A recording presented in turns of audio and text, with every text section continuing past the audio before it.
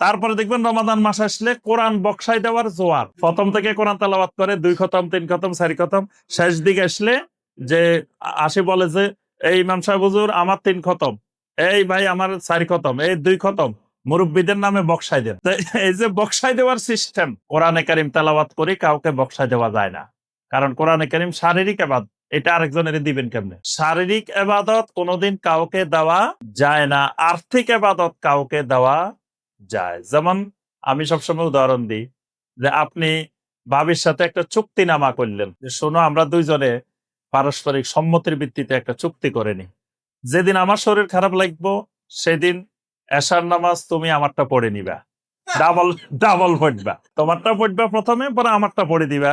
আবার যেদিন তোমার শরীর খারাপ লাগবে, আমরা বুড়া মানুষ, খারাপ লাগতেও পারে যে কোনো সময়, সেদিন আমি তোমারটা পড়ে দিব। এইভাবে যদি চুক্তি করেন একজনেরটা আরেকজনে পড়ে দেন, হবে? কেন হবে না? শারীরিক ইবাদত। কিন্তু আর্থিক ইবাদতের যদি চুক্তি করেন, ভাবিকে বললেন যে যে তোমার স্বর্ণের যে জাকাত আসছে, স্বর্ণের জাকাত আসছে, তো তোমার স্বর্ণ বিক্রি করা ছাড়া তোমার কাছে টাকা নাই, দিবা কোথা থেকে? আমি দিয়ে দিব, তাহলে আদায় হবে না? হয়ে যাবে। তাহলে দেখেন নামাজ পড়লে নামাজ হচ্ছে না, কিন্তু জাকাতটা দিয়ে দিছেন, জাকাতটা হয়ে গেছে। সদাকাতুল ফিতিরটা দিয়ে দিছেন, হয়ে গেছে। তারপরে বাবিরে আপনি ওমরায় নিয়ে গেছেন টাকা খরচ করি, তাহলে তার ওমরা হয়ে গেছে, তার টাকা লাগে না, আপনি দিচ্ছেন।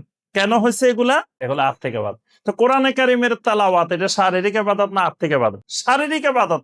তো এটা আপনি আরেকজনের কেমনে দিবেন? এই জন্য দেখেন নবী সাল্লাল্লাহু আলাইহি ওয়াসাল্লাম জীবনে কোনোদিন কবরস্থানে যায় কোরআন তেলাওয়াত করছেন মর্মে কোনো হাদিস আসে না। নবী সাল্লাল্লাহু আলাইহি ওয়াসাল্লাম কোনো মাইয়িতের জন্য কোরআন বক্সাইছেন এইরকম নজির যে আমাদের অমুক মারা গেছে, অমুক সাহাবীটা মারা গেছে, সবাই একটু কোরআন নিয়ে বসো, একটু তেলাওয়াত করে আমরা সওয়াব পাঠাই দিই, এরকম ঘটনা নবী সাল্লাল্লাহু আলাইহি ওয়াসাল্লামের জীবনে ঘটছে? ঘটনা। তাহলে রমাদান মাসে দেখা যায় এই বেদাত আরো বাড়ি যায়।